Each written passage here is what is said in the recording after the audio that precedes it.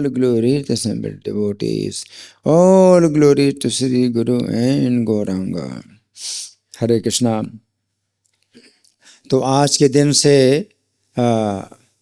जो मार्गशीर्ष का महीना है वो प्रारंभ हो रहा है और हमारे वैष्णव कैलेंडर में लिखा हुआ है कात्यायनी व्रत बिगिन्स, कात्यायनी व्रत का प्रारंभ।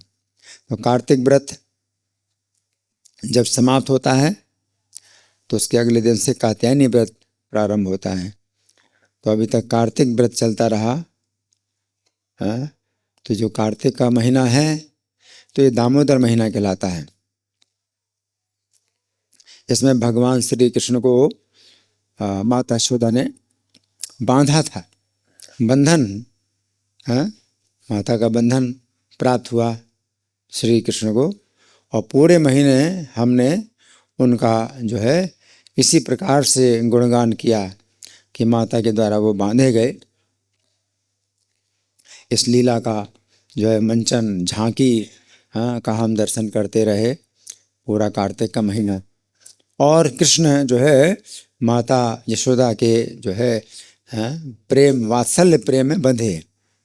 तो ये वात्सल्य भाव, कार्तिक का जो महीना है वो श्री कृष्ण के प्रति वात्सल्य भाव का है कि कृष्ण जो है मतलब वात्सल्य प्रेम, माता के वात्सल्य प्रेम में किस प्रकार जो है वशीभूत हो जाते हैं और बंध जाते हैं। और ये जो कार्तिक के बाद अगला महीना है मार्गशीर्ष का। तो इस महीने में जो ब्रज की कन्याएं हैं वे कृष्ण को पति बनाने के लिए जो कात्यायनी का व्रत करती हैं। तो ये पूरा महीना कात्यायनी व्रत का महीना है ना। तो ये महीना जो है किस प्रकार का है कि भगवान को अपना पति बना, माधुर्य भाव, ये माधुर्य भाव का पूरा महीना माधुर्य भाव का है कि वो माधुर्य भाव में कृष्ण को अपना पति बनाना चाहती हैं व्रत की कन्याएं। तो कार्तिक का महीना वात्सल्य भाव का है और ये मार्गशीर्ष का महीना जो है माधुर्य भाव का है ना।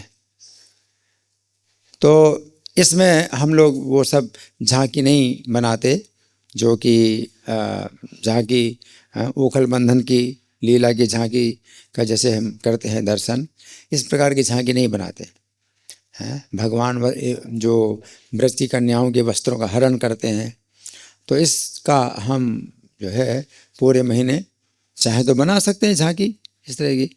ये झांकी हम लोग नहीं बनाते है ना, क्योंकि समय जो है कलयुग का समय बहुत ही दूषित है और लोग रजोगुण तमोगुण से प्रभावित हैं। तो भगवान की ये जो लीला इतनी पवित्र लीला है, इसकी इस पवित्रता को ना समझ कर के उनके अंदर क्या होगा, रजोगुण का जो है वो भाव होगा, स्त्री पुरुष का आकर्षण पैदा होगा। तो ये इसमें जो है बहुत संभावना है कि लोगों की जो मति है वो दूषित हो जाए। तो इसलिए कृष्ण की ये पवित्र लीला का जो है वो फिर आस्वादन नहीं कर सकते, बल्कि उनकी मति दूषित हो सकती है, भक्ति में बाधा पड़ सकती है। लेकिन आज के दिन तो हम चर्चा करेंगे इस लीला की और इतनी सावधानी के साथ चर्चा करेंगे जिस तरह से प्रभुपाद ने भी इस लीला को समझाया। तो प्रभुपाद के द्वारा जब हम सुनते हैं इस लीला को तो हमारे मन में जो है फिर वो इस प्रकार के दोष नहीं पैदा होंगे जो कि स्त्री पुरुष का जो आकर्षण होता है वो दोष नहीं पैदा होगा, है ना। तो हमें जो अपने प्रामाणिक आचार्य होते हैं, जो पूर्ण कृष्ण भावना भावित जो भक्त होते हैं, उनके मुख से हमें सुनना चाहिए ये लीला, है ना। तो ये जो लीला है श्रीमद् भागवत में वर्णित है 10वें स्कंद का 28वां अध्याय। इस लीला का जो है इसमें वर्णन आता है। सुखदेव गोस्वामी वर्णन करते हैं। तो सुखदेव गोस्वामी भी बड़े पवित्र उनका शरीर भी बहुत पवित्र है। वो जो है नग्न अवस्था में हमेशा रहते हैं और उनके अंदर स्त्री पुरुष का किसी प्रकार का भी आकर्षण नहीं है सुखदेव गोस्वामी। तो वो सुना रहे हैं, तो वो बहुत ही पवित्र मुख से जो है ये इस लीला का वर्णन हुआ, है ना। तो फिर प्रभुपाद ने इसमें जो 28वां अध्याय, भागवत के 10वें स्कंद का जो 28वां अध्याय है, इसमें प्रभुपाद का तात्पर्य नहीं है, प्रभुपाद के शिष्यों का तात्पर्य है। प्रभुपाद ने तात्पर्य श्रीमद् भागवत के 10वें स्कंद के 13वें अध्याय तक किया है। तो प्रभुपाद के शिष्यों के द्वारा भी जो तात्पर्य दिया गया है, तो वो भी जो है हमें हमारी रक्षा करता है, कि मन में वो रजोगुण का जो है राग पैदा ना हो, इस तरह का जो है जो आकर्षण ना पैदा हो, है ना। तो कृष्ण पुस्तक में प्रभुपाद ने इस लीला का वर्णन किया, क्योंकि पूरा अध्याय इस प्रकार का है। और चूंकि भगवान का अवतार प्रत्येक कल्प में होता है, एक कल्प 1000 चतुर्युगी का होता है, 1000 बार चारों युग बीतते हैं तो एक कल्प होता है ना। और प्रत्येक कल्प में 7वें मनवंतर के 28वें द्वापर में भगवान कृष्ण का अवतार होता है ना। तो दूसरे शास्त्रों में भी इस लीला का वर्णन है कि भगवान ने ब्रज कन्याओं के वस्त्रों का हरण किया, लेकिन उसमें अगर दूसरे प्रकार का वर्णन मिलता है तो हमें इसमें कोई शंका नहीं करना चाहिए कि ऐसा क्यों, दूसरे शास्त्रों में दूसरे प्रकार से और श्रीमद् भागवत में एक प्रकार से है और दूसरे शास्त्रों में दूसरे प्रकार से वर्णन हुआ है। इसका उत्तर क्या है? कल्प भेद।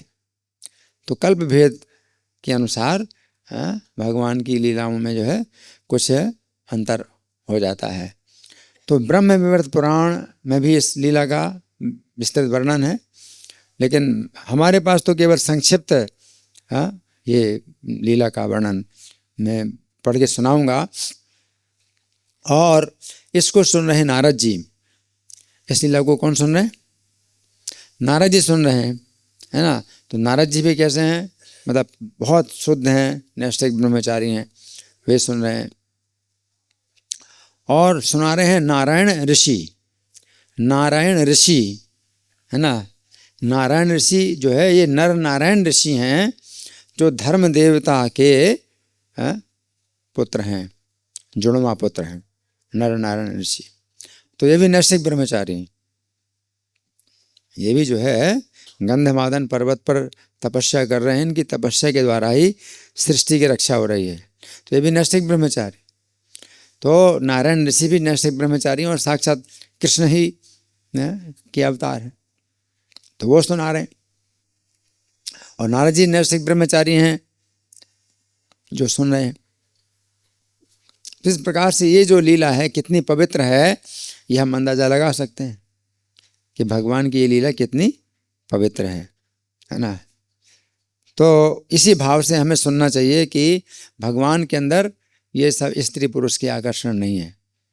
भगवान जो है किसी स्त्री के सौंदर्य से आकर्षित नहीं होते हैं, वो तो केवल भक्त्या हम एक यागराया, एकमात्र भक्ति के द्वारा ही भगवान आकर्षित होते हैं।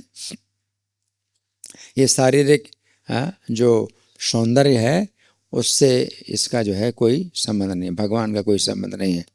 भगवान प्रसन्न होते हैं तो भक्ति के द्वारा प्रसन्न होते हैं, है ना। ये शरीर की जो सुंदरता ये तो जो है जल में बुलबुले के समान है।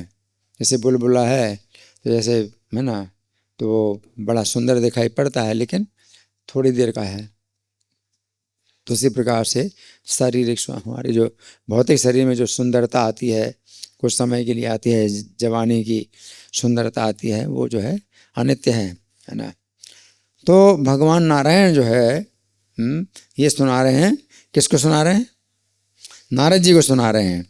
तो भगवान नारायण कहते हैं कि हे नारद सुनो, अब मैं पुनः श्री कृष्ण लीला का वर्णन करता हूँ। ये वो लीला है जिसमें ब्रज कन्याओं के चीर का अपहरण हुआ और उन्हें मनोवांछित वरदान दिया गया। तो हेमंत की प्रथम मास मार्ग शीर्ष में ये जो है प्रारंभ होता है। ब्रज की जो कन्याएं हैं ये प्रारंभ करती हैं कात्यायनी का व्रत, है ना। तो हेमंत ऋतु का पहला महीना, तो पूरे साल में 6 ऋतुएं होती हैं और प्रत्येक ऋतु कितने महीने की होती है? 2-2 महीने की होती है। तो जो हेमंत ऋतु है तो ये भी 2 महीने की होती है ना। तो हेमंत ऋतु के 2 महीने में से जो पहला महीना है वो ये मार्गशीर्ष का है ना। हेमंत ऋतु में जो है 2 महीने जो होते हैं, पहला महीना मार्गशीर्ष का, दूसरा महीना कौन सा? पौष, है ना। तो पहला महीना है ना। तो ये पहला महीना है, आज जो है उसका पहला दिन है। तो हेमंत के प्रथम मास मार्गशीर्ष में गोपांगनाएं प्रेम के वशीभूत हो प्रतिदिन केवल एक बार हविष्यान्न ग्रहण करती हैं। तो केवल एक बार हविष्यान्न ग्रहण करती हैं, है ना। तो हविष्यान्न जो है ये ऐसा भोजन होता है जिससे कि मन में वो सब जो है दूषित विचार नहीं आते ना, जो स्त्री पुरुष के आकर्षण के दूसरे विचार नहीं आते, हविष्यान्न कहलाता है ना। तो इसमें कई चीज़ें होती हैं, तली हुई चीज़ें उसमें जो है सब मना होती हैं, और बहुत सी इसमें खाद्य पदार्थ होते हैं, और एक बार ही केवल ग्रहण करती हैं। ब्रज की कन्याएं केवल एक बार ही ग्रहण करती हैं इसको, है ना। तो आप ये सोचिए कि ये कन्याएं जो है बहुत छोटी उम्र की हैं, कन्याएं बताई गई हैं, अविवाहिता हैं, है ना। तो ये जब करती हैं तो आज से उन्होंने क्या नियम बनाया, एक बार ही भोजन करना है, और भोजन भी वो कौन सा है? हविष्यान्न का भोजन है वो करती हैं, और पूर्णतः संयमशील होकर पूरे महीने भर भक्ति भाव से व्रत करती रहीं। अब भक्ति भाव से व्रत कर रहे हैं, तो भक्ति भाव किस प्रकार का भक्ति भाव है? जो कात्यायनी देवी हैं, जिनके कई नाम हैं, महामाया, महायोगिनी, ईश्वरी, दुर्गा, भद्रकाली, विजया, वैष्णवी, ये सब नाम हैं। एक ही देवी हैं जिनके लिए ब्रह्म संहिता में बताया गया है, सृष्टि स्थिति प्रलय साधन शक्ति रेखा छाये व्यस्य भुवनानि बिभर्ति दुर्गा यच्छान रूपमपि यश चचेष्टते सा गोविंदमादि पुरुषम तमहम भजामि। कि भगवान जो आदि पुरुष गोविंद हैं, उनकी एक शक्ति ऐसी भी है जो कि पूरे जगत की सृष्टि और पालन और संहार करने वाली है। सृष्टि स्थिति प्रलय साधन शक्ति रेखा छाये व्यस्य भुवनानि बिभर्ति दुर्गा।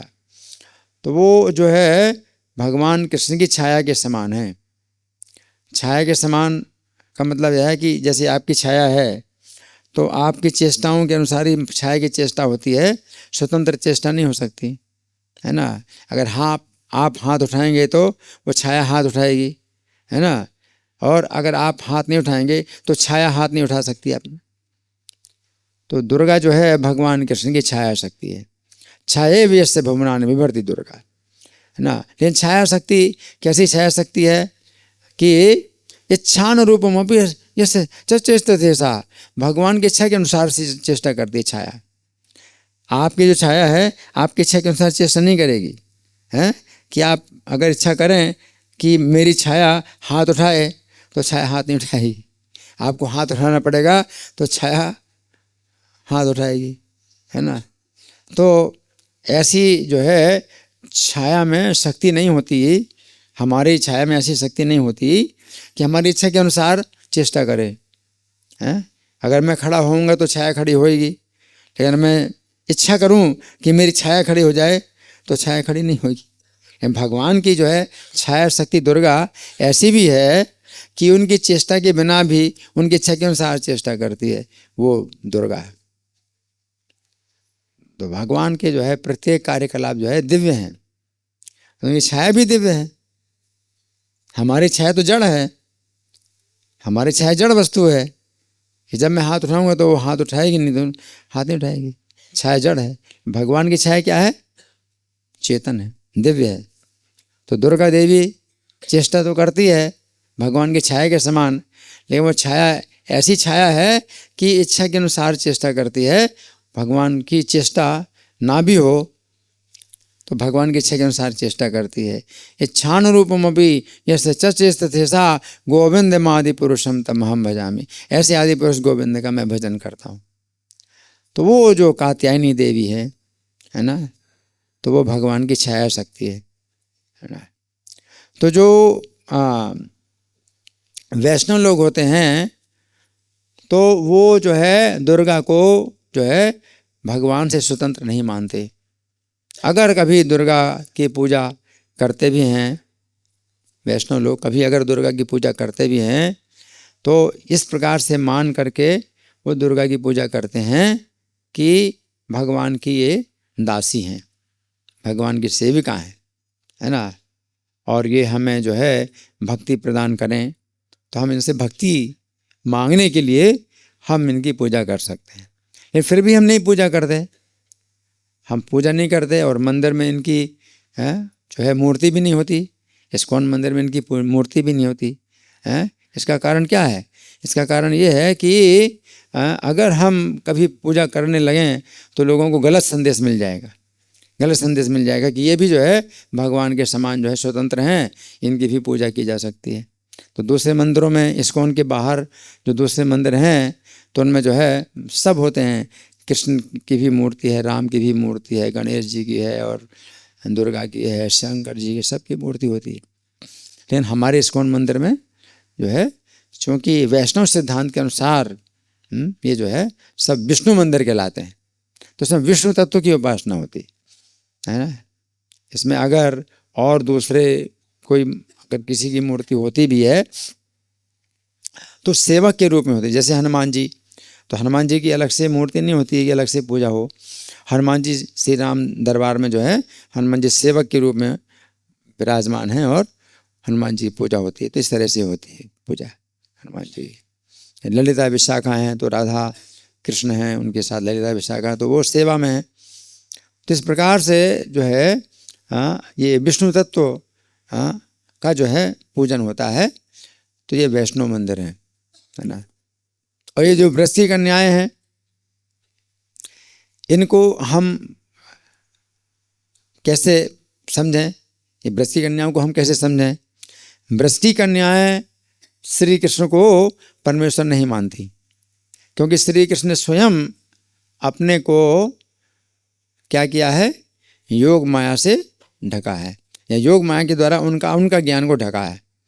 ब्रजवासियों के ज्ञान को अपने योग माया से ढका है।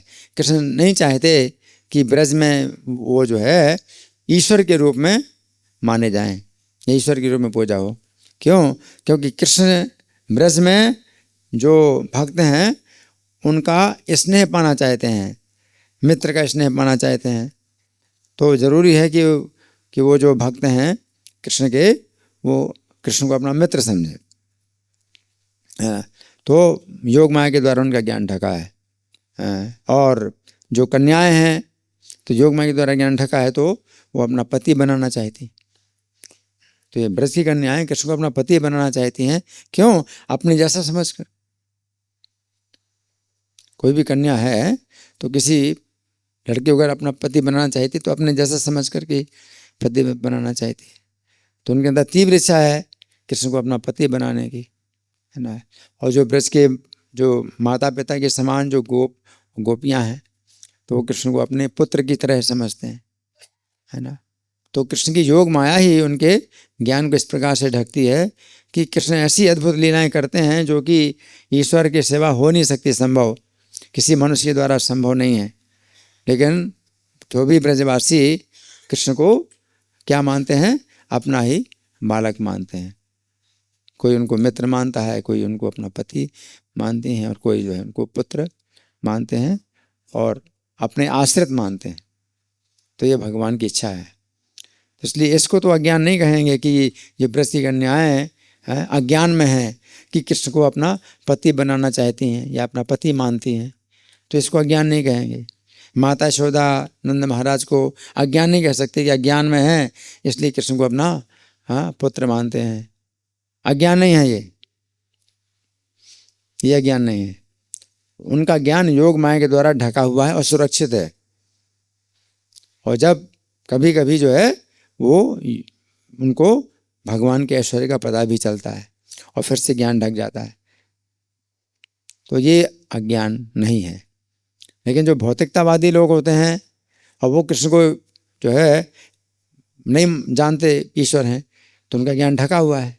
लेकिन नहीं जानते ईश्वर, इसलिए कृष्ण का भजन नहीं करते, है। स्नेह की बात तो बहुत दूर है, कृष्ण का भजन भी नहीं करते, शरण भी नहीं लेते, तो वो जो है अज्ञान है, उनका अज्ञान है, क्योंकि वो कृष्ण से दूर जाते, अज्ञान के कारण वो कृष्ण से दूर जाते। लेकिन ये जो ब्रजवासी हैं, ब्रज की कन्याएं हैं, कृष्ण को अपना पति जो मानती हैं, इसको अज्ञान नहीं मानेंगे, उनका ज्ञान ढका हुआ है। इस कारण से कृष्ण के निकट आती हैं और कृष्ण के निकट आना चाहती हैं, कृष्ण को अपने निकट रखना चाहती हैं, अपना पति बनाना चाहती हैं, तो इसको अज्ञान नहीं कहेंगे। इसको जो है और ऊंची स्थिति है कि जो ज्ञान है जिनको, तो वो कृष्ण की शरण लेते हैं, कृष्ण की शरण लेते हैं कि हम जन्म मरण के बंधन से छूट जाएं, कृष्ण की शरण लेते हैं। लेकिन उनसे ऊपर हैं ये, उस ज्ञान से इनकी ऊपर की स्थिति है कि जो कृष्ण की सेवा करना चाहती, तो कृष्ण को अपना पति बना करके वे जो है क्या चाहती हैं, कृष्ण की सेवा करना चाहती हैं। तो इसलिए जो भाव है, जो पति के रूप में कृष्ण को पाना चाहती हैं, तो इसमें वो इंद्रिय तृप्ति नहीं है कि जैसे कोई लड़का किसी लड़की को अपनी पत्नी बनाना चाहता है, या कोई लड़की किसी लड़का को अपना पति बनाना चाहती है, तो उसमें तो इंद्रिय तृप्ति, वो शारीरिक आकर्षण है। लेकिन इनका जो है आकर्षण कृष्ण के प्रति है, वो कैसा है कि वो सेवा करें कृष्ण की पति बनाकर। इसलिए जो ज्ञानी लोग होते हैं, जो भगवान को समर्पण करते हैं इस संसार के जन्म मरण के बंधन से छूटने के लिए, उनसे ऊपर स्थिति है इनकी, शांत रस से भी ऊपर है, दास रस है, दास रस से ऊपर है क्या है, सख्य रस, और सख्य रस से ऊपर वात्सल्य रस, और वात्सल्य रस से ऊपर माधुर्य रस, तो माधुर्य रस सबसे ऊपर है। तो ये भाव है, ये स्त्री पुरुष के आकर्षण का वैसा नहीं है, आकर्षण है स्त्री पुरुष का, लेकिन विशेष रूप से वो सेवा के प्रति, सेवा में आकर्षण है। तो यहाँ पर बताया गया है कि प्रेम के वशीभूत होकर के ये महीने भर व्रत करती रही, है ना। तो वो प्रेम उनका जो है कृष्ण के प्रति है। जो देवी की वो जो पूजा करती हैं, तो उसमें प्रेम जो है देवी से नहीं है, देवी से प्रेम नहीं है ना। देवी के प्रति जो है उनकी श्रद्धा है कि हमें ये जो है ये हमें कृष्ण को प्रदान कर सकती हैं, पति के रूप में कृष्ण प्राप्त हो जाएं, तो पति के रूप में कृष्ण प्राप्त हो जाएं, ये जो है मतलब मुख्य कार्य है ना। लेकिन भगवान निंदा करते हैं गीता में, ये प्यन्य देवता भक्ता यजन्ते श्रद्धयान्विता ते मामेव कौन्ते यजन्ते विधिपूर्वकम, है कि जो अन्य देवताओं के भक्त होते हैं तो उनकी पूजा करते हैं श्रद्धापूर्वक। तो क्या श्रद्धापूर्वक पूजा करते हैं कि यही सर्वोच्च हैं, उसी देवता को ही सर्वोच्च मानते हैं, है ना। तो भगवान निंदा करते हैं कि अन्य देवताओं की पूजा करते हैं, है ना। तो वो भक्त उन देवताओं के होते हैं और वो श्रद्धापूर्वक, श्रद्धा उनकी यही है कि भाई इनसे बड़ा कोई नहीं है, इनसे बढ़कर कोई नहीं है, हैं। यजन्ते श्रद्धयान्विता ते भी मामेव कौन्ते यजन्ते विधि पूर्वकम, तो वो मेरी पूजा करते हैं लेकिन अविधि पूर्वक करते हैं, विधि नहीं है। इस प्रकार की पूजा मेरी तो होती है लेकिन विधि पूर्वक पूजा नहीं है, है ना। विधि का मतलब क्या है? विधि का मतलब ये है कि जब हम कृष्ण को ही जो है सर्वोच्च मान करके, और कृष्ण के अधीनस्थ वो देव हैं या देवी हैं, उनको समझ करके जब उनकी पूजा करते हैं और कृष्ण की प्राप्ति के लिए, तो वो जो है विधि है। तो जो ब्रज की कन्याएं हैं तो वो कृष्ण की प्राप्ति के लिए पूजा करती हैं, कात्यायनी का 1 महीने के लिए करती हैं, और उसके बाद फिर कुछ वो नहीं है कि भाई फिर वो पूजा जारी रखेंगी, पूजा जारी नहीं रखेंगी। उनका लक्ष्य क्या है? कृष्ण जो है पति के रूप में प्राप्त हो जाएं, है ना। तो कोई संबंध उन्होंने मतलब देवी के साथ अपना कोई संबंध नहीं बनाया है।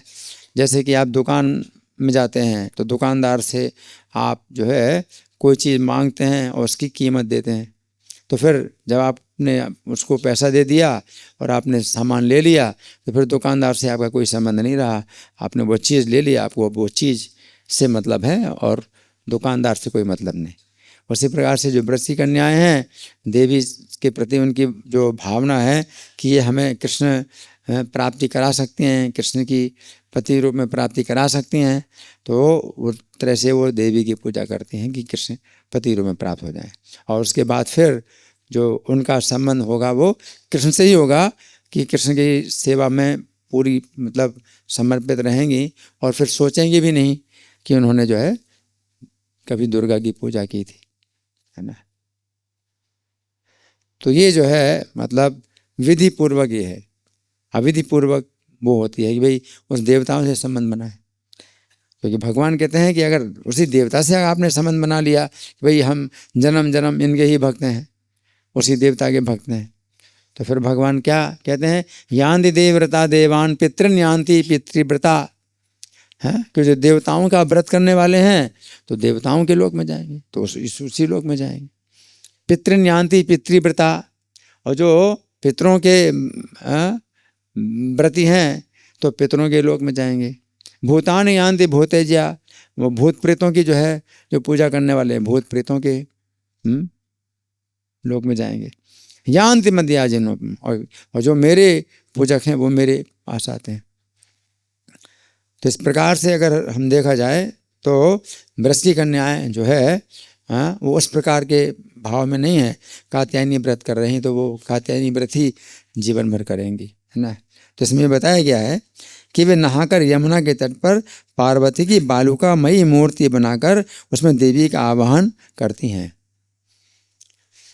तो बालुका की मूर्ति बनाई है, और बालुका की मूर्ति बनाती हैं तो बस पूजा जिस समय करना है तो बालुका की मूर्ति बना ली, और फिर पूजा के बाद बालुका की मूर्ति को पानी में विसर्जन भी कर दिया। तो फिर वो नहीं है कि भाई सवेरे शाम आरती करो और भोग लगाओ, हैं जैसे यहाँ पर अपने मंदिर में भगवान की स्थापना हुई है, जैसे वो स्थापना तो नहीं कर रही ना, वो स्थापना नहीं कर रही। पूजा के पहले बालुका की मूर्ति बना ली और पूजा कर ली और फिर पानी में विसर्जन कर दिया।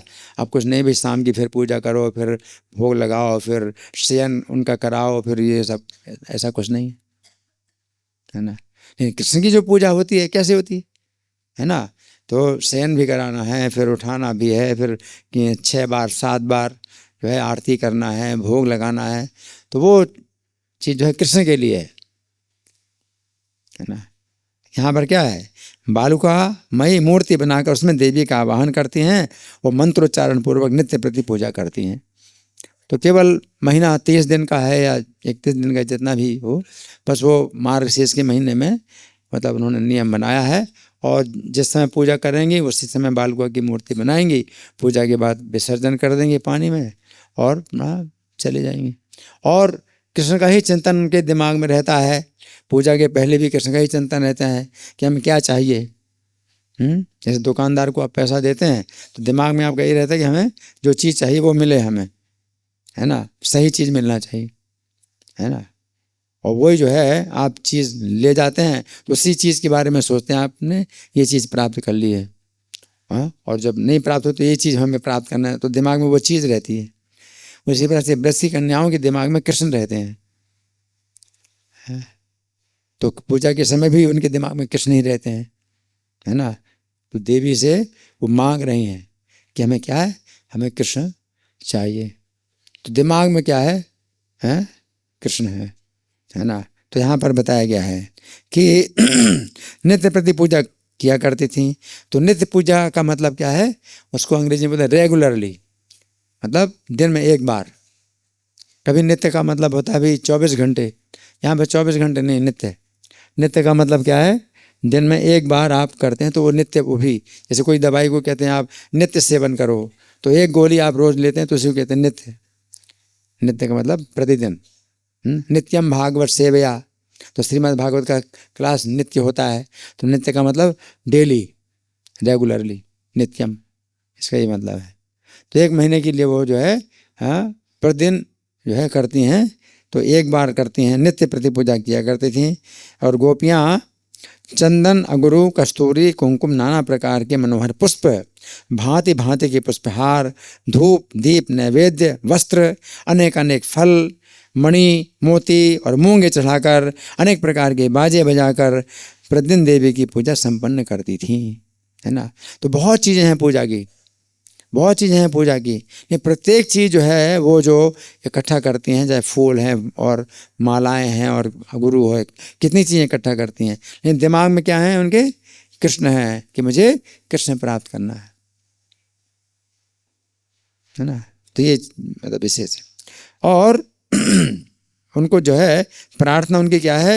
हे देवी जगताम माता सृष्टि स्थित्यंत कारिणी नंद गोपसुतम कांतम अस्मभ्यम देहि सुमृते, है ना। वो क्या कहती हैं कि हे देवी, हे जगत की माता, हे देवी, हे जगत की माता, है ना। तो देवी को तो जगत की माता मानते हैं, लेकिन कृष्ण को अपना पति के रूप में चाहते हैं, है ना। तत्व अगर तत्व देखा जाए, कृष्ण के तत्व को अगर विचार किया जाए तो वो तो जो है उनके पति हैं, दुर्गा की के भी पति हैं भगवान, है ना। तो दुर्गा उनकी शक्ति है ना। लेकिन जो है उनकी जो भावना है तो वो उसमें तत्व से ऊपर है, तत्व ज्ञान से ऊपर है उनका भाव कि कृष्ण को हमें आप प्रदान कीजिए। नंद गोप सुतम कांतम अस्मभ्यम देहि, नंद गोप के पुत्र को जो है पति रूप में हमें प्रदान करो, देहि प्रदान कीजिए। सुब्रते, हे सुब्रते, सुब्रत माने आपका भी व्रत बड़ा जो है सुंदर व्रत है, आप भी सुंदर व्रत करने वाले हैं, है ना। जो दुर्गा देवी हैं ये भी जो है भगवान की जो है दासी हैं और भगवान की सेवा में समर्पित रहती हैं, इसलिए सुब्रता, उनको भी सुब्रता कहा जाता है, सुब्रते। हे उत्तम व्रत का पालन करने वाली देवी, हे जगदम्बे, तुम्हें जगत की सृष्टि पालन और संहार करने वाली हो, तुम हमें नंद गोप नंदन श्याम सुंदर को ही प्राण वल्लभ पति के रूप में प्रदान करो। तो श्रीमद् भागवत में भी इसी प्रकार का एक श्लोक है, वो मंत्र है ना। कात्यायनी महामाये महायोगिन नधीश्वरी नंद गोप सुतम देवी पतिम में कुरु ते नमः। तो नंद गोप सुतम, इसमें भी आया वो शब्द नंद गोप सुतम और उसमें भी आया नंद गोप सुतम है, पतिम में कुरु, नंद गोप सुतम देवी पतिम में कुरु, हमारा पति बना दो, नंद गोप के पुत्र को हमारा पति बना दो।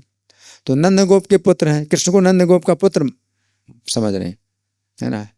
तो कृष्ण को नंद गोप का पुत्र समझना, ये कोई कहेगा कि भाई ये तो बहुत अज्ञान है, कृष्ण तो जो है अनंत ब्रह्मांडों के स्वामी हैं और नंद गोप के पुत्र आप बता रहे हैं, ये तो जो है कृष्ण को आपने बहुत सीमित कर दिया, कृष्ण की तो महिमा बहुत घट गई, है ना।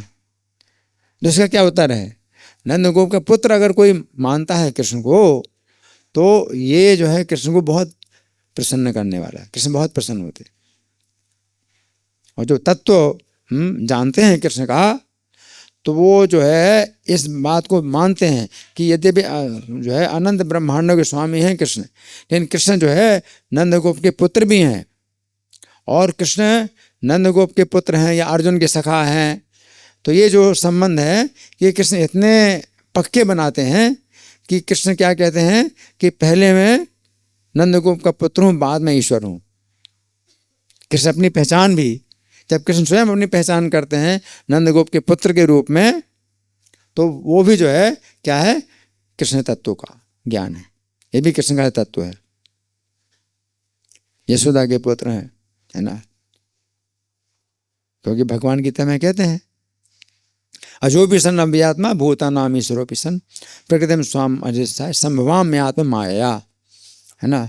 तो मैं जन्म लेता हूँ, अजन्मा भी हूँ और जन्म भी लेता हूँ। तो दोनों बातें भगवान के जो है लिए संभव हैं, अजन्मा होते हुए भी जन्म लेते हैं।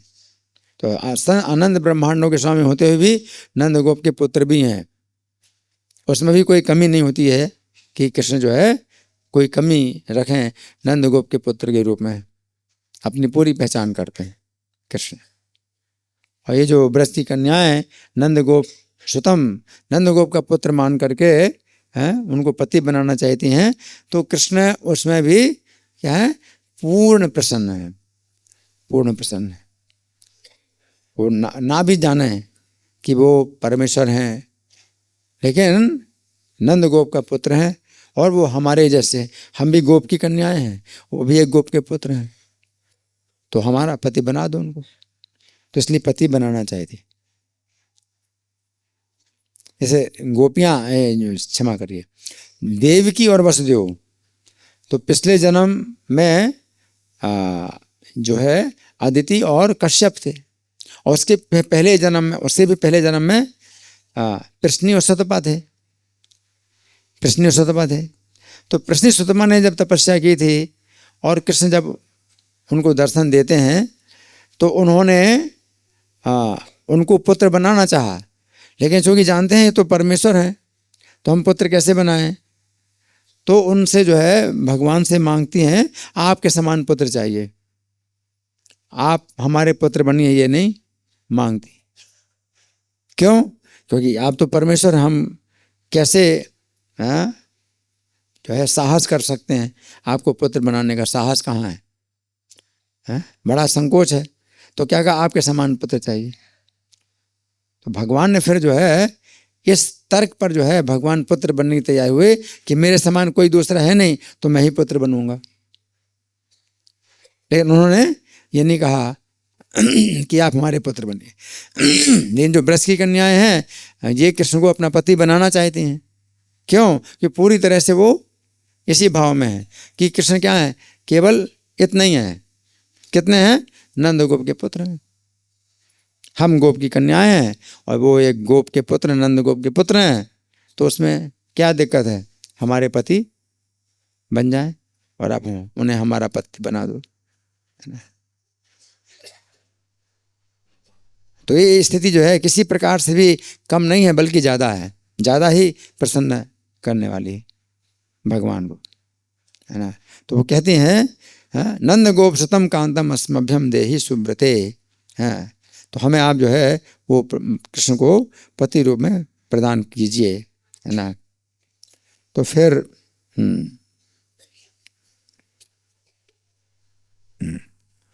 इसमें जो है बताया गया है कि जो दुर्गा देवी हैं ये कृष्ण की जो है चूँकि एक शक्ति हैं, तो इनके 8 नाम जो है बताए गए हैं। क्योंकि ब्रह्मा जी ने भी एक बार स्तुति की थी दुर्गा देवी की, तो वो जो है इनके 8 नामों का उन्होंने प्रयोग किया था। तो पहला नाम है दुर्गा, दूसरा शिवा, तीसरा अभया, चौथा माया, पांचवा नारायणी और छठा सनातनी और सातवां जया और आठवां सर्वमंगला। ये दुर्गा के 8 नाम हैं, है ना। तो उसमें ब्रह्मा जी ने समझाया कि दुर्गा जो नाम है ये कैसे इनका पड़ा है। दुर्गा में सबसे पहला अक्षर है दा, है, दकार बोलते हैं।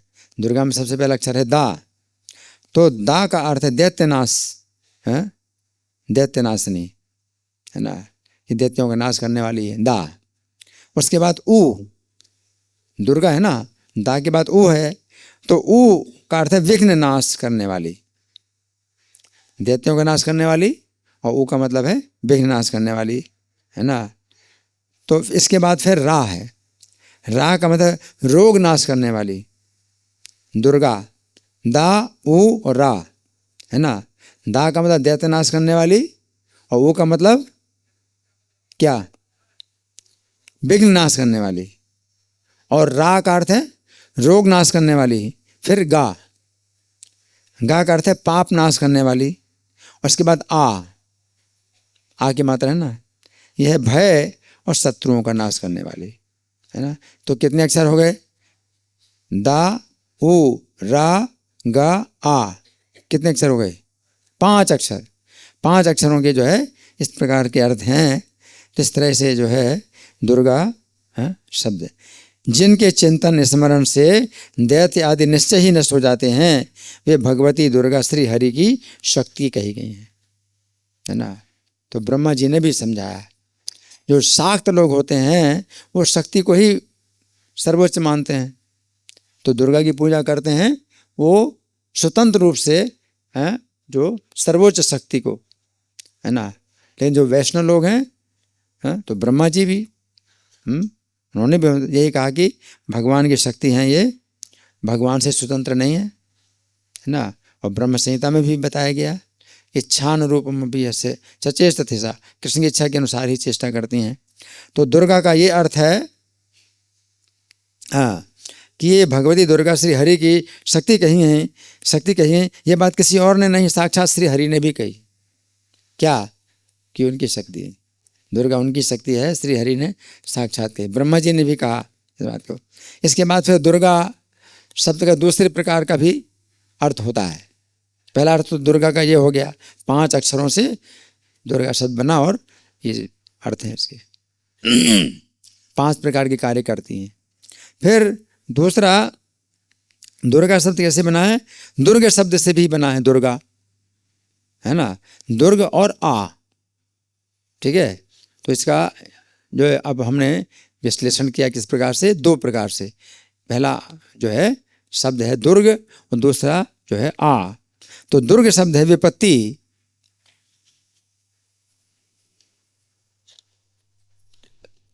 दुर्ग शब्द का अर्थ है विपत्ति और आ का अर्थ है नाश। जो विपत्ति का नाश करे तो ये दुर्गा है, ये उनका जो है, जो दुर्ग अर्थात विपत्ति का नाश करने वाली हैं वो देवी ही दुर्गा कही जाती हैं। तो दुर्गा का दूसरा अर्थ ये हो गया, है ना। फिर तीसरा, दुर्गा शब्द का तीसरा अर्थ क्या है, दुर्ग शब्द है दैत्यराज दुर्गमासुर का वाचक है। एक पहले कभी दुर्गमासुर नाम का एक असुर हुआ।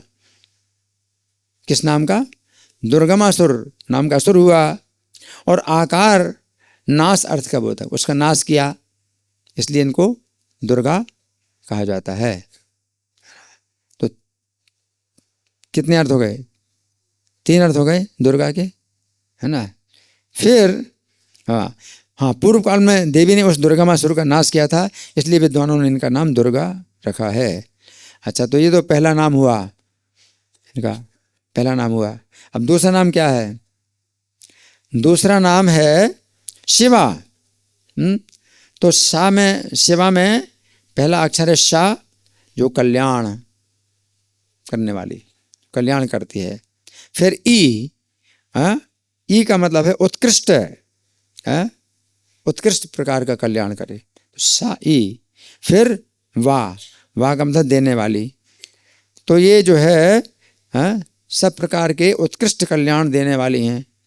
और उत्कृष्ट कल्याण का मतलब क्या है, भगवान की भक्ति, भक्ति ही जो है मतलब सबसे बड़ा कल्याण है। तो शा और ई और आ शिवा बनता है। इस तरह से ये शिवा कही गई हैं, ये कल्याण की मूर्तिमती राशि हैं। हाँ, तो ये पहला अर्थ हुआ शिवा का। दूसरा अर्थ है शिव और आ। शिव का अर्थ है कल्याण की मूर्ति, और ये जो है शिवा है, तो कल्याण की मूर्ति हैं ये, है ना। फिर तीसरा अर्थ है शिव का अर्थ है मोक्ष है, और आ का मतलब देने वाली, कि देवी स्वयं ही मोक्ष देने वाली हैं, ये शिवा कही गई हैं, है ना। क्योंकि भौतिक संसार एक प्रकार का जेल खाना है, वो ये जेलर है ना।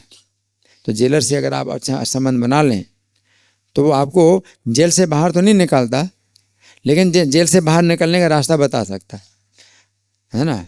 तो दुर्गा जो है, अगर आप इनकी पूजा करते हैं कि मुझे जेल से बाहर निकाल लो, क्या किस प्रकार से निकाल, तो वो जो है ज्ञान देंगी, कृष्ण के भक्ति का ज्ञान देंगी, इसलिए ये शिवा कहलाती हैं।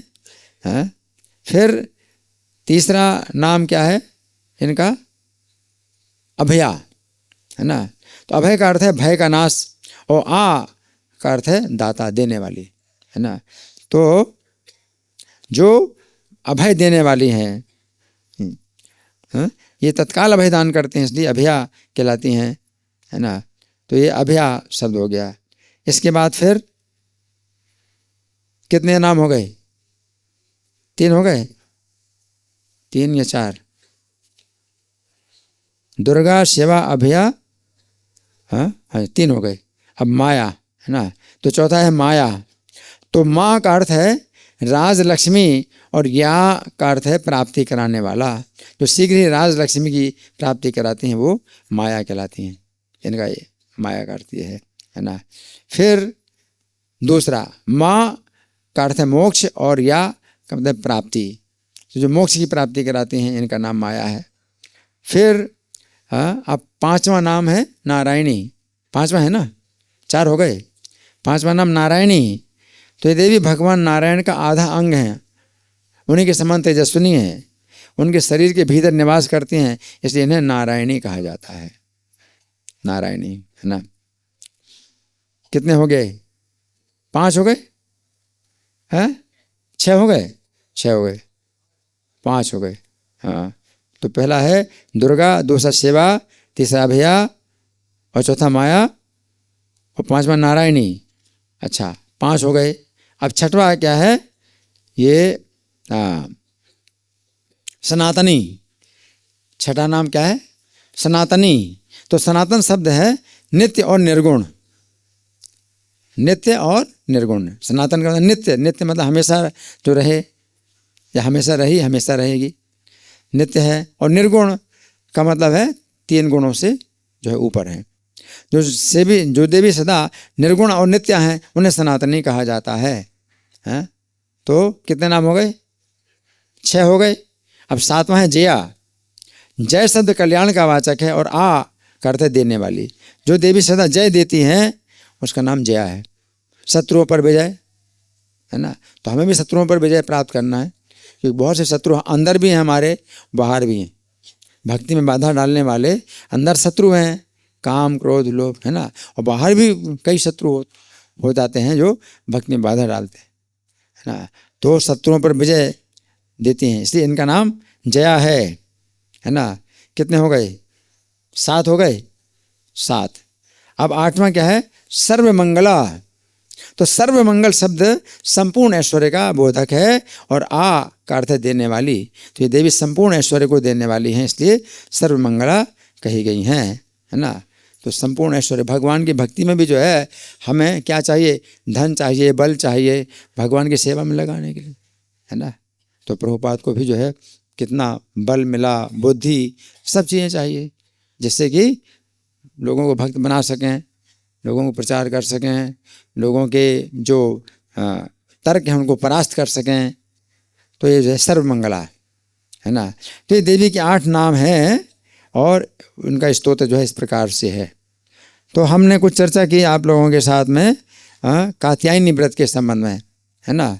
तो चूँकि आज के दिन शुरुआत हुई तो इसलिए हम आगे की और मतलब वो कथा नहीं हम चाहते बताना, क्योंकि फिर अंतिम जो है जब दिन आएगा पूर्णिमा का तो वो होगा कात्यायनी व्रत की समाप्ति। वो भी हमारे वैष्णव कैलेंडर में आएगा हैं। तो भगवान कैसे उनके वस्त्रों का हरण करते हैं और कैसे उनको वर देते हैं और उनका जो है मनोरथ पूरा होता है, तो वो सब चीज़ें जो है वो आगे की। आज के दिन हमने कुछ चर्चा की पूजा की, कात्यायनी की जो है मतलब पूजा करती हैं, ठीक है। तो अभी हमारे पास कुछ समय है, आप लोगों के साथ में कोई जो है चर्चा है, कोई मंथन है, किसी का प्रश्न है? जी हाँ माता जी। जी जैसे कि हमारे भगवान श्री कृष्ण द्वापर में अवतरित थे और तब सभी ब्रजवासी थे, उन्हें नंदा गोत्र के रूप में जानते थे। तो जब ब्रजवासी उन्हें भगवान तब मानने लगे कि जब वो उनके दूसरे कार्यकलापों को मानने लगते होंगे उन्हें भगवान मानने लगे। इनका प्रश्न है कि ब्रजवासी जो है नंद गोप कुमार मानते हैं, लेकिन भगवान कब मानने लगे? देखिए ब्रजवासियों का जो है इतना बड़ा सौभाग्य है कि वो जो है कृष्ण को और कुछ नहीं मानते, नंद गोप के पुत्र के सिवा और कुछ नहीं मानते। ये बहुत बड़ा सौभाग्य है ना। इसमें क्या है कि वो पूरी तरह से उस भाव में है, अपनापन, उसमें अपनापन बहुत ज़्यादा है कि वो ये हमारे है ना और हमारे ब्रज के बालक हैं है ना। तो अपनापन जहाँ पर होता है बहुत ज़्यादा प्रगाढ़ अपनापन होता है तो वो जो है भगवान से ज़्यादा जुड़े हैं। अब कोई कहे कि नहीं ये तो जो है भगवान को सीमित कर दिया, ये तो भगवान को सीमित कर दिया, नंद को के पुत्र हैं, ये सीमित कर दिया। तो आप अगर उनकी महिमा जाने असीमित तो वैसे भी आप नहीं जान सकते उनकी महिमा है। शेष महेश दिनेश गणेश सुरेश हो जाहि निरंतर ध्यावें, जाहि अनादि अनंत अखंड अछेद अभेद सुवेद बतावें। तो कोई उनका वर्णन करे तो कभी पार पा ही नहीं सकता है ना। तो उनके भगवान की महिमा का पार आप वैसे भी नहीं पा सकते। तो अगर आपने वैसे भी आप नहीं जान सकते उनको भगवान को, तो अगर आप इतना जानते हैं और इसी में आप जो है पूरी तरह से उनके जुड़ गए और ज़्यादा जुड़ गए तो वो ज़्यादा सौभाग्य की बात है ना। इसलिए माता यशोदा भी जो है कृष्ण को जब मिट्टी खाती हैं, कृष्ण मिट्टी खाते हैं और माता यशोदा जो है कहती तूने मिट्टी खाई हैं और डांटती हैं तूने मिट्टी खाई हैं। कस्मान मृद मंद आत्मन भगवान भक्षण राम वान रहा हैं कि हे मंद आत्मा तुमने जो है मिट्टी क्यों खाई है ना, एकांत में मिट्टी क्यों खाई। ना हम भक्षित मानव, हे माँ मैंने मिट्टी नहीं खाई, सर्वे मिथ्या विषय, सब झूठ बोल रहे हैं, मैंने मिट्टी नहीं खाई है ना। और भगवान ने फिर जो है दिखा भी दिया कि मिट्टी खाई नहीं है, कि पूरा ब्रह्मांड उनके मुंह के अंदर जब था तो फिर मिट्टी कहाँ से, बाहर से मिट्टी कहाँ से आ गई खाने के लिए कि उन्होंने खाई। तो पूरा ब्रह्मांड तो उनके अंदर ही है। और माता यशोदा ने देखा तो वो छोटा सा ब्रह्मांड नहीं देखा, पूरा इतना ब्रह्मांड, इतना संपूर्ण जो है, समुद्र हैं, द्वीप हैं, आकाश है और वन हैं, पर्वत हैं सब। और फिर अपने को भी देखा, कृष्ण को भी देखा, उसके अंदर ब्रज, पूरा ब्रज भी देखा माता ने। और फिर जो है वो सोचने लगी कि ये मेरे पुत्र का ही ऐश्वर्य है ना। और वो सोचने लगी कि वो भगवान की ऐसी माया जो है जिनके कारण मैं अपने को ब्रज के ईश्वरी समझती हूँ, ब्रजेश्वरी समझती हूँ, तो भगवान मेरी रक्षा करें। तो जब उन्होंने इस तरह से सोचा कि मैं तो बहुत अपराध कर रही हूँ, माता यशोदा को लगा मैं तो बहुत अपराध कर रही हूँ कि ये कृष्ण को जो है अपना पुत्र मान रही हूँ या ब्रज की ईश्वरी मानती है अपने को, मेरा तो बड़ा अपराध हो रहा है। तो कृष्ण को जो है अच्छा नहीं लगा, ये कृष्ण को अच्छा नहीं लगा, क्योंकि माता का उनको स्नेह चाहिए। तो अपनी योग माया के द्वारा उनका ज्ञान ढक दिया। और कृष्ण जो है को फिर उन्होंने पुत्र भाव में देखा कि कृष्ण जो है भयभीत हो रहे हैं और छड़ी हाथ से फेंक दी और कृष्ण को हृदय से लगा लिया। तो वो जो है भगवान का जो है ये आनंद है, इसमें भगवान को आनंद मिलता है कि उनकी तो माता पिता कोई है ही नहीं, उनको भी माता पिता का प्यार चाहिए, उनका तो मित्र कोई है ही नहीं, मित्र का भी उनको स्नेह चाहिए है ना। तो उनको जो है मतलब चूँकि उनको भी पाना है, तो वो जो है मतलब अपनी योग माया के द्वारा अपने भक्तों को इस तरह से उनके ज्ञान को ढक करके और ये अनुभूति कराते हैं कि मैं तुम्हारा ही पुत्र हूँ है ना। और माता कृष्ण जो है मतलब कभी रोते भी हैं, माता की दाऊ ने मुझको जो है मतलब बहुत जो है चढ़ाया है और कहा कि तुमको तो नंद यशोदा ने जो है खरीदा है, देव की वसुदेव से खरीदा है, तुम नंद यशोदा के तुम पुत्र नहीं हो। तो माता ने कहा नहीं बेटा तुम मेरा ही पुत्र है माँ, मैं तुम्हारा ही पुत्र हूँ ना, मैं तुम्हारा ही पुत्र हूँ, मैं तुम्हारा पुत्र हूँ। तो कृष्ण अपनी पहचान चूँकि करना चाहते हैं और कृष्ण अपनी पहचान करना चाहते हैं, तो ये भी जो है कृष्ण का तत्व है। जो कृष्ण तत्व जाने वो गुरु है, जय कृष्ण तत्ववेता से ही गुरु है। तो कृष्ण का तत्व इतना ही नहीं है कि आनंद ब्रह्मांडों के स्वामी हैं उनका तत्व ये भी है कि उनका जो है कृष्ण नाम है कृष्णा जिनका नाम है, यशोदा जिनकी माता है और नंद जी उनके पिता हैं। तो ये जो है ऐसे कृष्ण हैं। तो ये भी जो है कृष्ण का परिचय है और पूरा परिचय इसमें भी है कृष्ण का है ना। कृष्णात् परम किमपि तत्त्वम हम न जाने, कृष्ण से परे और कोई तत्व नहीं। और कृष्ण का ये परिचय ये भी है और ये भी जो है तत्व उनका ही है। अगर कोई भगवान कहते हैं कि भक्तिया माम अभिजानाति यावान यस्यास्मि तत्वतः, भक्ति से कोई मुझे तत्व से जानता है। तो तत्व से जानने का ये भी मतलब है कि भगवान की लीला में हम जो है मैं क्या हूँ भगवान की लीला में, वो भी तत्व है।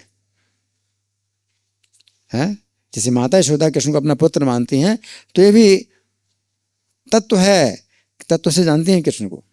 भक्ति के द्वारा कोई व्यक्ति तत्व से मुझे जानता है। तो आपका संबंध 5 प्रकार के संबंधों में से कोई भी एक संबंध भगवान के साथ है, चाहे शांत भाव में हो या दास्य भाव में हो, और वो अगर आपने जान लिया तो वो तत्व से जान लिया कृष्ण को आपने।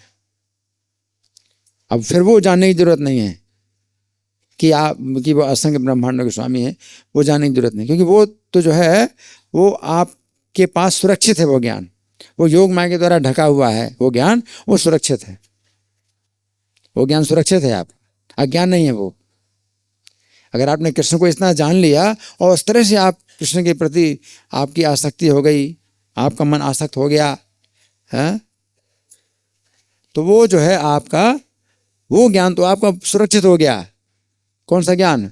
कि असंख्य ब्रह्मांडों के स्वामी, वो सुरक्षित हो गया है। वो आप के पास जो है आप अनुभव नहीं कर रहे उस, लेकिन वो आपके पास सुरक्षित है, अज्ञान नहीं है।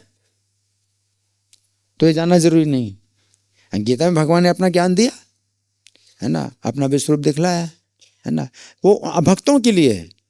अब जब हम भक्त नहीं हैं, हम भक्त हमें कोई बनाता है, तो कोई हमें जब बताएगा कृष्ण परमेश्वर हैं और वो जो है सबके जो है नियंत्रण करने वाले हैं, सबके ऊपर नियंत्रण है उनका, उनकी शरण नहीं लोगे तो जन्म मरण का कष्ट भोगोगे, तो हम कृष्ण के भक्त बनते हैं।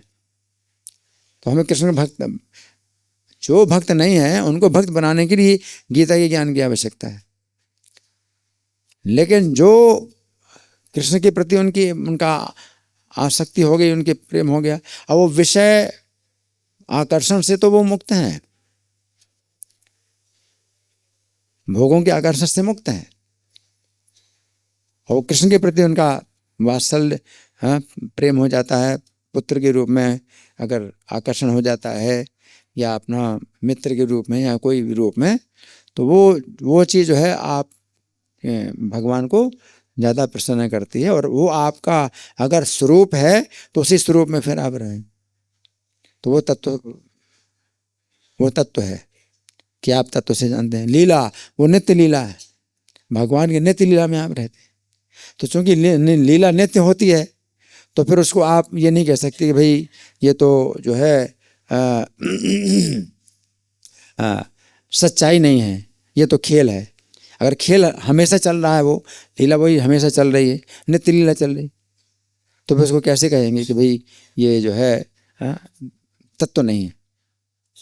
जैसे खेल में आप, जैसे मान लो कोई ड्रामा हुआ, तो ड्रामा के समय में आप जो है मान लो आप पिता बन गए, वो आपका मित्र है कोई, वो पुत्र बन गया, तो पिता पुत्र का जो संबंध है वो ड्रामा जो मान लो 1 घंटे का 2 घंटे का था, उतने समय के लिए जो है आपके जो मित्र हैं उनके आप पिता बन गए, और वो आपका मित्र आपका पुत्र बन गया। तो वो उसको महत्व नहीं दिया जाएगा कि वो तो खेल के लिए जो है ये आप बने। ये भगवान की नित्य लीला, चूँकि भगवान की नित्य लीला हो रही है, और नित्य लीला में अगर आपका वो स्थान है, वो नाम है, तो वो जो है कार्य आपका जो है वो नित्य का कार्य है। तो फिर उसको आप नहीं कह सकते कि भाई वो वास्तविक नहीं है, कि वो नित्य लीला चल रही है। तो कोई है मंजरी है भगवान की, तो मंजरी के रूप में वो नित्य उनका कार्य ही है।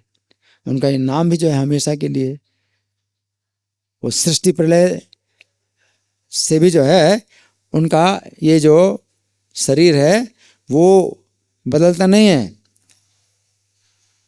उनका कार्य, उनका जो सेवा, वो भगवान की लीला में जो है ये सृष्टि प्रलय का कुछ भी जो है प्रभाव नहीं पड़ता, वो नित्य लीला है। तो नित्य लीला में अगर आपका वो रूप है, वो नाम है, तो भक्तिविनोद ठाकुर अपना परिचय देते हैं कि मेरा नाम कमल मंजरी है, और मैं जो है ललिता की सेवा में, और मेरा ये कार्य होता है, मेरी सेवा का ये कार्य है, मेरे शरीर के वस्त्र इस प्रकार के वो हैं। तो वो नित्य लीला का हमेशा के लिए वो कार्य है। ये खेल 1 घंटे का 2 घंटे का नहीं है कि भाई वो तो भाई 1 घंटे का खेल था, उसमें हमने रोल किया था पिता का, आपने पुत्र का रोल किया था, तो 1 घंटे की बात थी, है ना। तो उसको ये आप कैसे इस तरह से नहीं कह सकते, ठीक है ना जी। और कोई प्रश्न है किसी का? आपका प्रश्न, हाँ जी, हाँ बोलिए।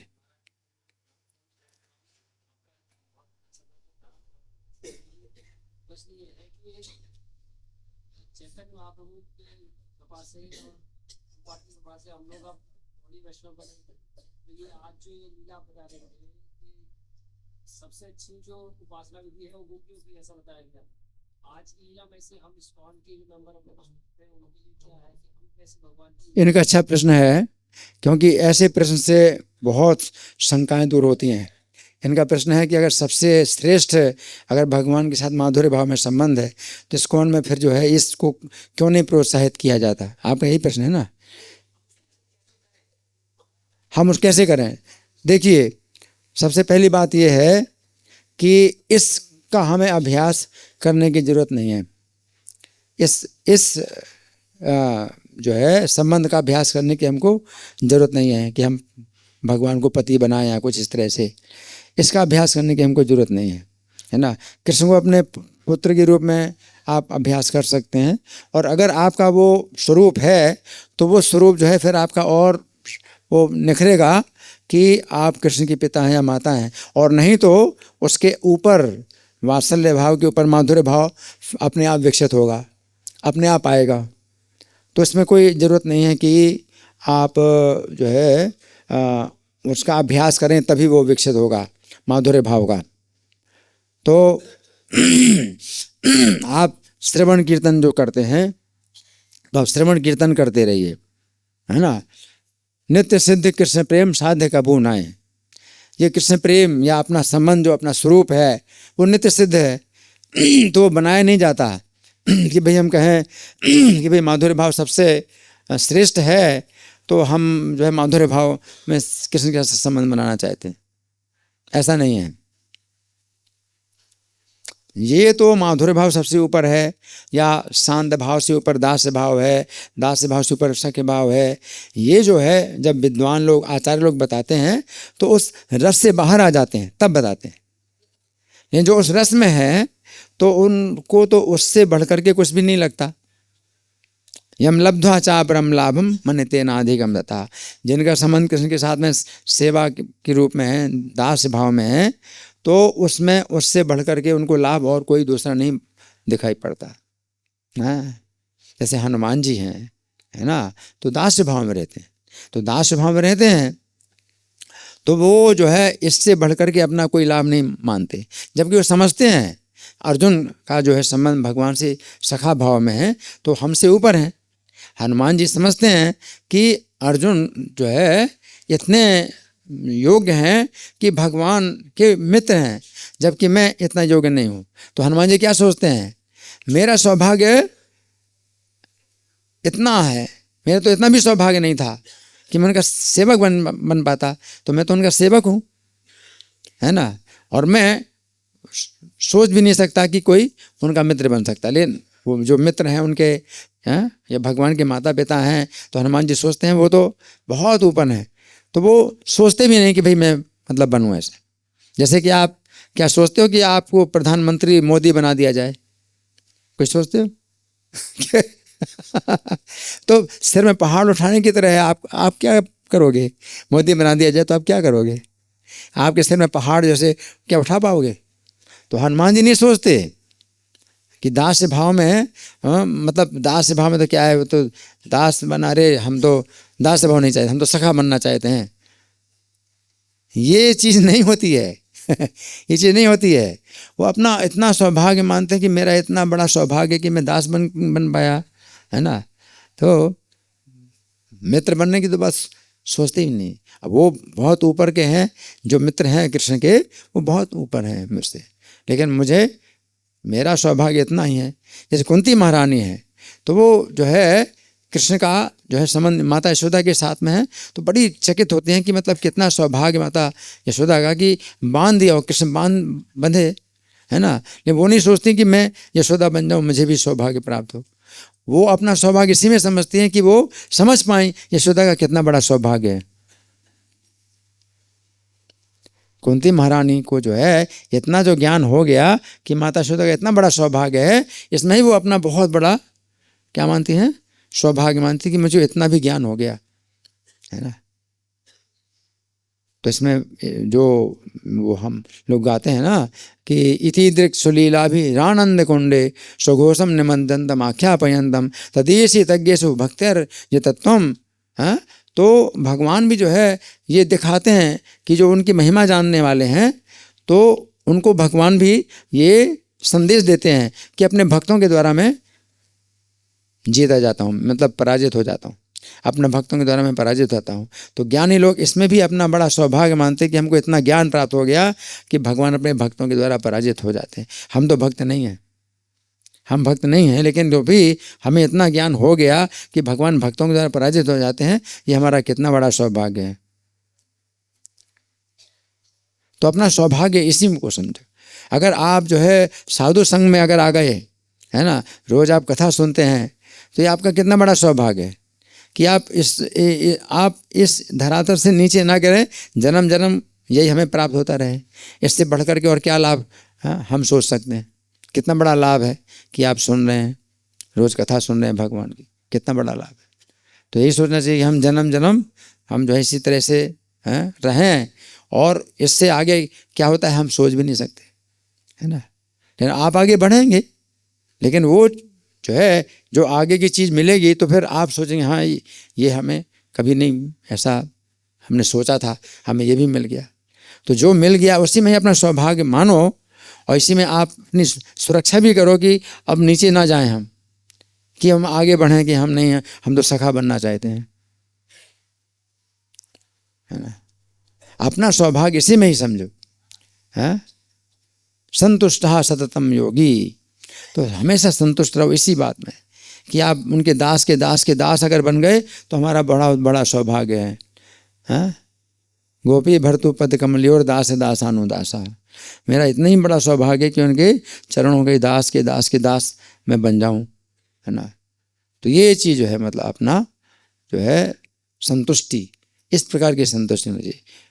ये नहीं मुझको तो जो है ललिता सखी बनना है, मुझे तो विशाखा सखी बनना है, ये सब चीज़ें असंतुष्टि नहीं है। अपने को जो है आप बिल्कुल अयोग्य मान करके आप सोचो कि कैसे आ गए। कितने लोग हैं जो इनको जो है ये सौभाग्य नहीं प्राप्त हुआ है कि आप सुन रहे हैं, है ना। वाणी गुणानुकथने, हमारी वाणी हमेशा आपके गुणों का गान करे। श्रवणों कथायाम, हमारे कान जो है हमेशा कथा सुनते रहें। तो ये अपनी सुरक्षा है। तो अपनी सुरक्षा पर विचार करिए, अपनी सुरक्षा की चिंता करिए, आगे बढ़ने की चिंता मत करिए कि आगे बढ़ें, हैं। आप आगे बढ़ने की चिंता करते हैं, जिन्होंने आपको भक्त बनाया हम उनसे ऊपर उठें, है ना, तो उससे और नीचे जाओगे। ऊपर उठने की कोशिश करोगे तो नीचे जाओगे, तो ऊपर उठने की कोशिश मत करो, है ना। आप उसी में रहो और नीचे से नीचे होकर के भी जो है आप सोचो कि मैं इसी तरह से अगर मतलब बना रहूं तो मैं माया की सेवा से बच जाऊंगा। कृष्ण की सेवा के नीचे मैं रहूं तो मेरी रक्षा हो जाए। हो गया, समय हो गया, धन्यवाद। समय सीमित है। हरि बोल। Hare Krishna, Krishna Krishna